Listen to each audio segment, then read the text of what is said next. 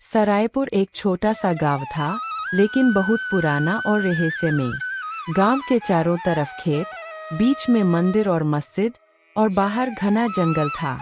गांव में लोग अलग अलग धर्म के थे, लेकिन दिलों में एक अजीब दूरी थी। हिंदू लोग अपनी गलियों में रहते, मुस्लिम लोग अपनी तरफ। त्योहार अलग अलग मनते, लेकिन एक दूसरे से खुलकर बात नहीं करते थे। गांव के लोग बाबा शिवदत्त से बहुत डरते और मानते भी थे।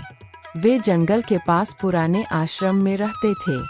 लोग कहते थे बाबा आत्माओं से बात करते हैं और भविष्य भी जानते हैं।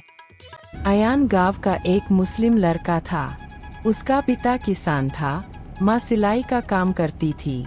अयान पढ़ा लिखा था और शहर से पढ़ाई करके वापस गांव आया था।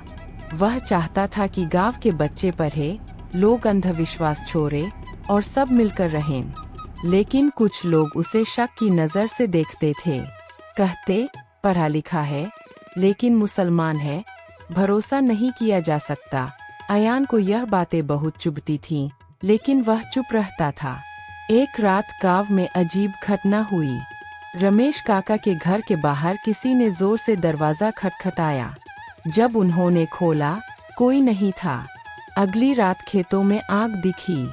बच्चों ने कहा, हमें सपने में काली परछाई दिखती है। धीरे धीरे पूरे गांव में डर फैल गया। लोग रात को बाहर निकलना बंद कर दिए। कुछ लोग बोले, जंगल में जिन्न आ गया है। कुछ बोले, किसी ने काला जादू किया है, और कुछ लोग बिना सबूत अयान पर शक करने लगे। एक दिन बाजार में एक आदमी बोला, ये सब अयान की वजह से हो रहा है। वह बाहर पढ़कर आया है, उसे तंत्र मंत्र आता होगा। लोग उसकी बात मानने लगे। कुछ बच्चों ने अयान को पत्थर भी मार दिया। अयान घर आकर रोने लगा। उसकी माँ बोली, बेटा, सब ठीक हो जाएगा। लेकिन अयान जानता था अगर सच सामने नहीं आया तो नफरत बढ़ जाएगी। अयान ने हिम्मत जुटाई और बाबा शिवदत्त के आश्रम गया। आश्रम में धूप बत्ती की खुशबू थी और बाबा ध्यान में बैठे थे। अयान बोला, बाबा, गांव में डर फैल गया है। लोग मुझे दोष दे रहे हैं। आप ही सच बता सकते हो। बाबा ने आंखें खोली और कहा, डर हमेशा इंसान बनाता है, भूत नहीं। हाँ। अयान डर गया, लेकिन बोला, हाँ बाबा, चलूंगा। रात के 12 बजे बाबा और अयान जंगल पहुँचे। चारों तरफ अंधेरा था, हवा चल रही थी, पत्ते सरसराते थे। अचानक दूर आग की रोशनी दिखी।